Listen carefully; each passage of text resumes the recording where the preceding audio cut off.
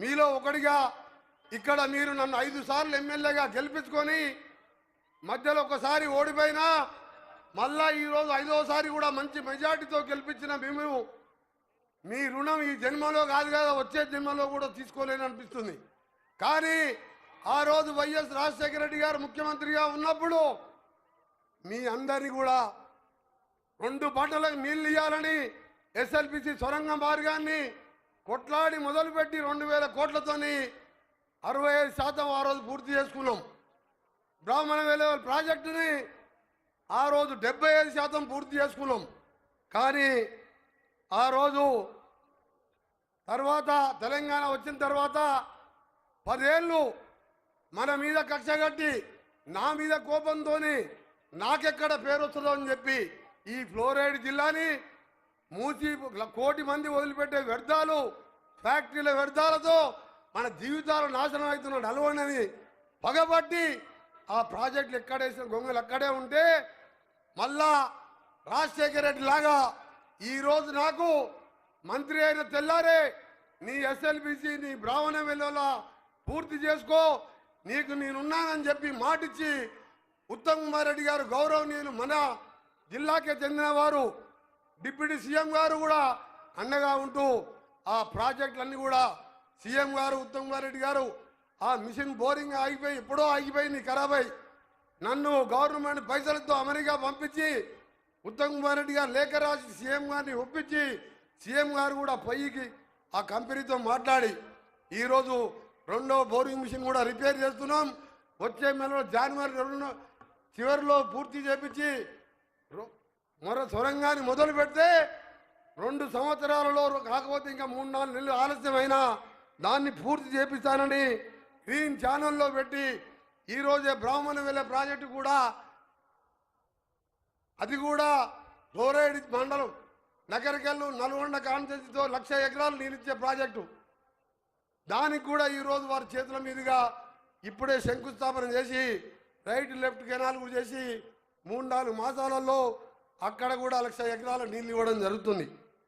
ఈరోజు ఎస్ఎల్బిసి సొరంగం మన ముఖ్యమంత్రి గారు ఎప్పుడు చెప్తుంటారు మనకు దేశంలో ఏ రాష్ట్రంతో పోటీ కాదు ప్రపంచంతో పోటీ అని చెప్పి ఈ సొరంగం పూర్తయితే మన గౌరవ మంత్రి గారే కాదు మన ముఖ్యమంత్రి గారు కూడా ఇవాళ దేశంలోనే కాదు ప్రపంచంలోనే పొడవైన సొరంగం దాన్ని చూడడానికే వేలాది మందిగా వస్తారు.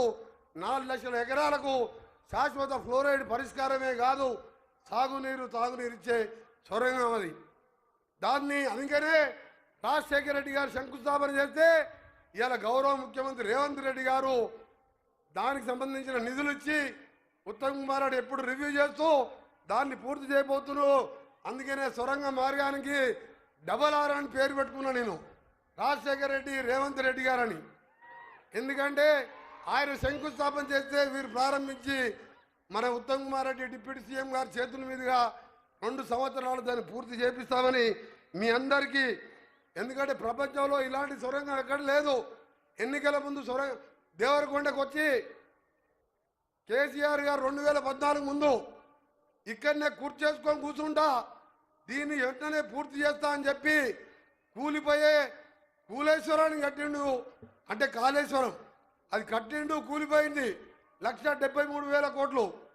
ఒక 2,000 కోట్లు ఇస్తే సొరంగం అయిపోతుండే. 300-400 కోట్లు ఇస్తే బ్రాహ్మణ వెలువల ప్రాజెక్ట్ అయిపోతుండే. మన జిల్లా అంటే అంత కసి.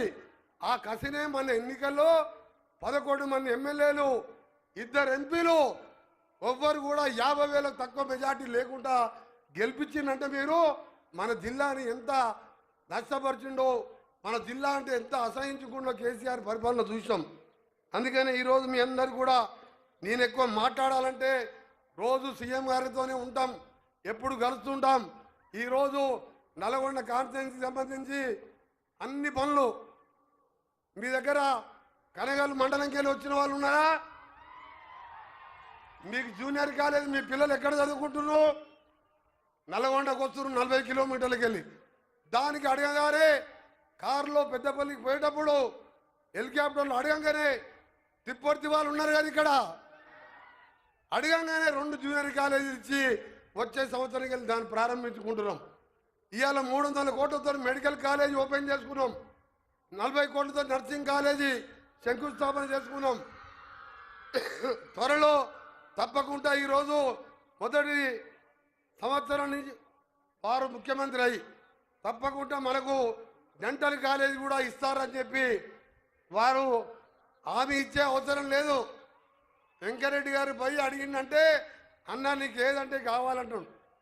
నాకు అదే అంటాడు, నువ్వు తెలంగాణ కోసం అందరూ పదవులు వదిలిపెట్టి మళ్ళా బై ఎలక్షన్లు వస్తే నువ్వు మంత్రి పదవి రాజీనామా చేసి మళ్ళా పదవి తీసుకోలేదు, నీ కాన్స్టిట్యూన్సీకి నష్టం జరిగింది, నీకు తప్పకుండా అండగా ఉంటానన్ను. డెంటల్ కాలేజీతో పాటు మనందరూ కూడా ప్రేమించి పూజించే లతీఫ్ షా ఖాద్రీ ఘాట్ రోడ్ కూడా ఇలా ఉదయమే జీవో ఇచ్చి మనం ఎప్పుడు కూడా దర్గాకు లక్షలాది మంది పోతుండం. పెద్దవాళ్ళు వయసు ఉన్న వాళ్ళు పైకి ఎక్కలేరు. దానికి కూడా 140 కోట్లు శాంక్షన్ చేయడం జరిగింది. ఇలా చెప్పుకుంటూ పోతే ప్రతి ఒక్కటి కూడా మీకు మాటిస్తున్నాను నేను.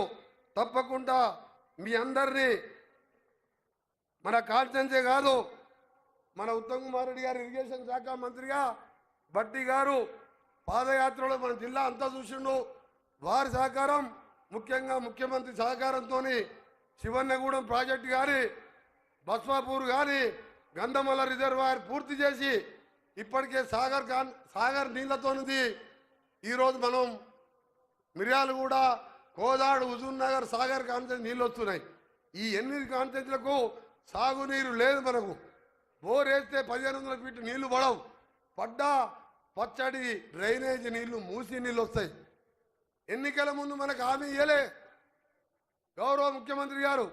కానీ ఇవాళ పట్టుబట్టి 40 లక్షల మంది ప్రజలు మూసితోని డ్రైనేజ్ కలుస్తుంది, హైదరాబాద్లో ఇండస్ట్రీస్ కలుస్తాయి, మన ఆరోగ్యాలు క్యాన్సర్ రోగాలు 30 ఏళ్ళకే 60 ఏళ్ళుగా కనబడుతూ ఆ కంపు వాసన రోగాలతో బతుకుతామని మూసి ఎక్కడ పుట్టింది? వికారాబాద్లో పుట్టి నేరేడు జిల్లాలో కృష్ణానదిలో కలిస్తే దాన్ని కంకణం కట్టుకొని మన 40 లక్షల మంది జీవితాలకు ఒక బతుకు ఆశనిచ్చిన ముఖ్యమంత్రి గారికి నల్గొండ జిల్లా ప్రజల తరఫున ధన్యవాదాలు తెలియజేసుకుంటూ మరొకసారి మీ అందరికి కూడా పేరు పేరున, ఎందుకంటే మీరు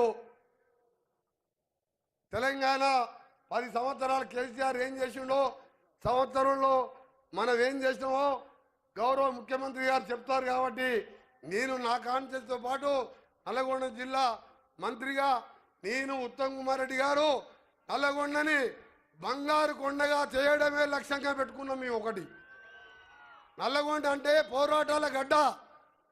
రజాకారులను తరిమి కొట్టి మనము రావి నారాయణ రెడ్డి లాంటి పోరాట యోధులను చూసినాం. మనం మల్లు స్వరాజ్యం, ఆరుట్ల కమలాదేవి, ఆరుట్ల రామచంద్రారెడ్డి, ధర్మాభిక్షణ్ లాంటి వారు చూసినాం మనం. అలాంటి శ్రీకాంతాచారి మలిదశ ఉద్యమానికి నాంది అయి తెలంగాణ రావడంలో ఆయన ప్రాణాలు వదిలిపెట్టుకున్నాడు. అలాంటి జిల్లాని ఇలా కాంగ్రెస్ కంచుకోటగా ఉన్న జిల్లా ఇది. తప్పకుండా పెద్దలందరి సహకారం, మంత్రులందరి, మన హెల్త్ మినిస్టర్ సహకారంతోనే ఇలా ఇంత మంచి హాస్పిటల్ ఎక్కడ కూడా లేదు, మెడికల్ కాలేజ్. దానికి మన దామన్న అన్ని విధాలుగా సహకరించి పూర్తి చేసినందుకు కూడా ధన్యవాదాలు తెలియజేసుకుంటూ మరొకసారి మీ అందరికీ కూడా చెప్తున్నాను, నా విజ్ఞప్తి మీ అందరికీ, వచ్చే ఎన్నికలు ఉన్నాయి, సర్పంచ్ ఎలక్షన్, ఎంపీటీసీ, జడ్పీటీసీ, మళ్ళా అసెంబ్లీ ఎన్నికల్లో ఏ విధంగా ఒక్కొక్కరిని చిత్తుగా ఓడగొట్టినామో మళ్ళా అన్ని గ్రామ పంచాయతీలు కానీ అన్ని ఎలక్షన్లో కూడా గెలిపించి ఈ ముఖ్యమంత్రి గారి మా ప్రభుత్వంలో మంత్రుల